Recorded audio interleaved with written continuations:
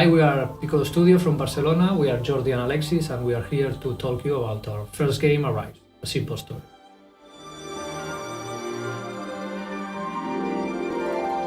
Through gameplay, you get people to, you exponentially multiply the power of what you're communicating to, because you're not just exposing something, you're communicating something through the actions of the player, and that was our goal from the first moment. We had the idea of time shifting. So, and we said, okay, remembering at some point is going back and forth an event in your mind. So we said, okay, we can turn every chapter into a time lapse. And this to us helps convey the idea of remembering, but also creates a setup to build puzzles and situations which are interesting to the player. Actually, when we were designing the game, most of the times we never talk about puzzles. We talk about situations and scenes. So it was the narrative first, always. So we tried to create, the elements and to find the right time lapse that could play with those elements that could communicate that high-level idea into grounded mechanics. When you shift time and you see some flowers orienting to the sun, you don't have to explain that. People understand that. People expect that.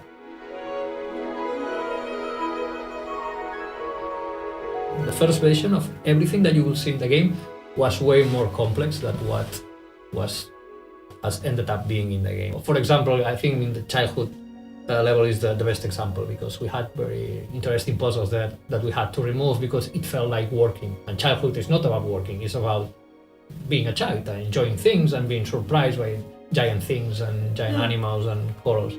Then when you get into the more adult ages and being old, then an intellectual puzzle situation, it makes sense there, because being old is about thinking, it's not about running and jumping anymore. Most of the situations that you find in the game are intellectual rewards, not skill rewards. And that's how we did it.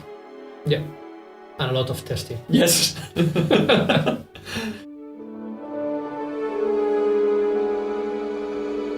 Arise, it's an emotional roller coaster. It talks about sadness, happiness, love. So it felt just natural that you could share all those feelings with the people you love, with the people you care for.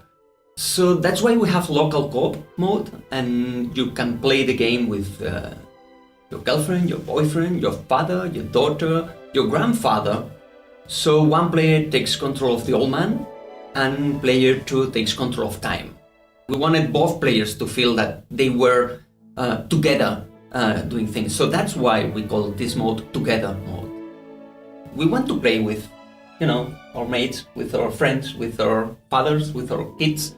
So we designed the game so that one player can be a hardcore gamer, the other one, it's not necessary to be skilled to solve problems. And this is the idea behind the design. This and the communication, because you have to talk to each other all the time. Thank you for watching us talking about our first game, and we are very excited to see your reactions.